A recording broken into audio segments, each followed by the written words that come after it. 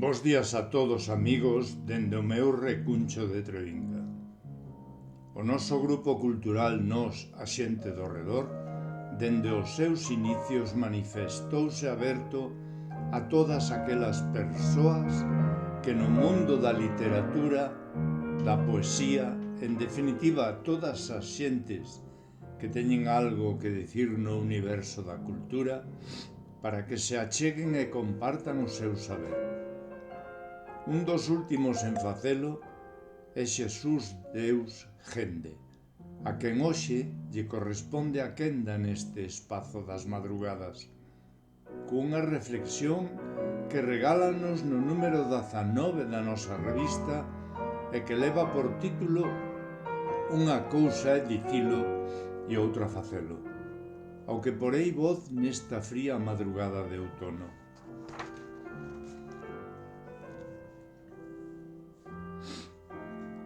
A verdade é que hoxe erguínme un tanto filósofo. As cousas que ves a cotío son para mexar e non botar pinga. O mundo está cada día peor. Ou si cadra para uns, ou para unhas, non tanto. Para o pobre sempre é noite, mais para os poderosos que manexan o mundo, as súas facianas amosan ledicia, porque dunha maneira ou doutra seguen enchendo os petos.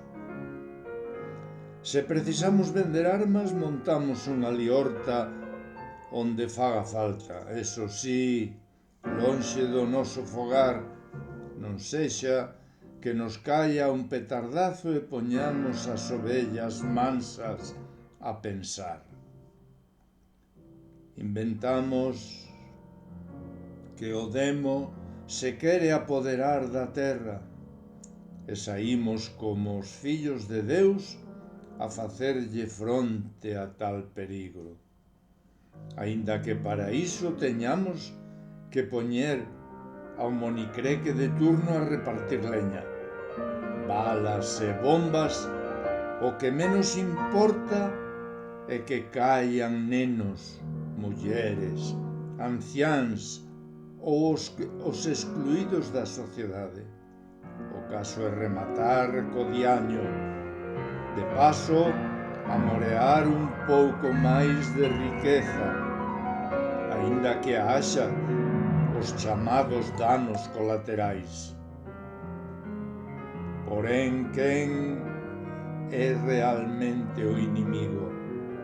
Acaso a vida das persoas que defenden o seu fogar, orixe, cultura, tradicións, non ten o mismo valor?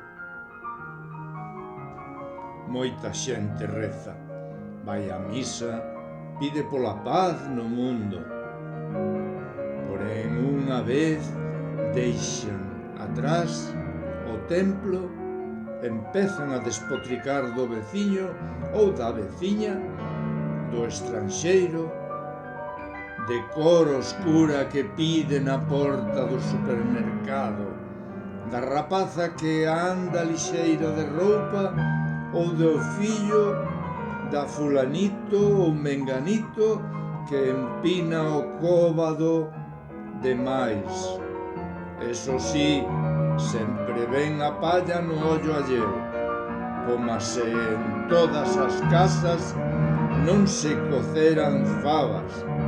Hai que ter coidadiño cas soberbias, que fainas o porco e as paga o porquiño. Case que se me esquecía, moitos e moitas enchen a boca con que hai que falar e promocionar a nosa fala. E niso eche ben certo que non podo estar máis de acordo. Porén, tamén penso, ten o noso idioma un dono ou unha dona, ou é de todos e todas os que nos sentimos orgullosos e orgullosas de empregalo, independentemente de cal sexa a nosa ideoloxía. Pero de agora nada máis que senón vaime ferver a cabeza. Vaiche sendo hora de meterlle o café da mañá e poñerse mansa obra. Grazas, Xesús.